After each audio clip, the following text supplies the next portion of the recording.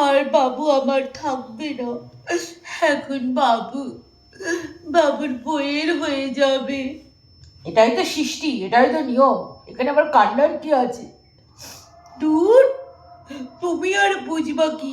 সেই ছোট্ট থেকে, এইটুকু থেকে ছেলেটাকে আমি ছোট্ট থেকে এত বড় করলাম।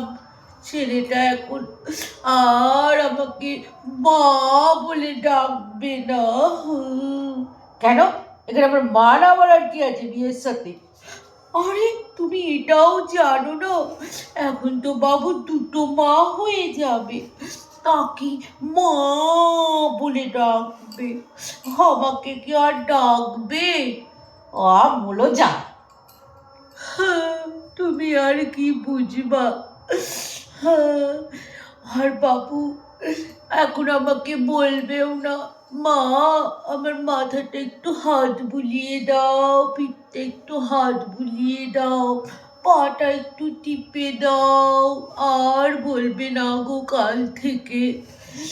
খামোখা ওইসব বলতে যাবে কেন? আরে, তুমি এটা কেন বুঝছো না? ছেলেটা অফিস থেকে এসেই আমাকে বলতো, মা একটু গরম চা করে দাও। এখন আর কিছুই বলবে না গো। এখন তোমাকে বলবে কেন? তার বউকে বলবে। হ্যাঁ, এটাই তো আমার দুঃখ। আমার বাবু আর আমাকে কিছু বলবে না। এমনকি জানো, মাসের শেষে সে স্যালারিটা পাবে, সেটাও আমাকে দেবে না।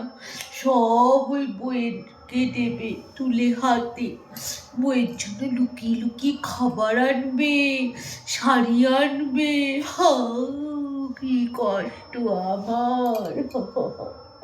তুমি এই কষ্ট নিয়েই থাকো সারা জীবন। ছেলের আর বিয়ে দিতে হবে না, বুড়াও ছেলেকে। চতুরাচ্ছি, তুমি না কোনো কিছু বোঝো না, জানো তো? মায়ের মন কত কষ্ট পায়, তুমি আর বুঝবে কি? বাবু রে, আমি কি আমার ছেলের বিয়ে দিতাম? নেহাত বাবুটা একটা মেয়েকে ভালোবাসলো তাই, নাহলে আমি আর বাবুর বিয়েই দিতাম না। ভাগ্যেশ বাবু প্রেম করেছিল, নাহলে ছেলেটার আর বিয়েও হতো না।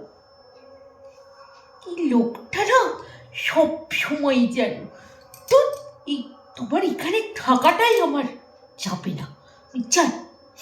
বাবু, ঘরে যাই বাবু।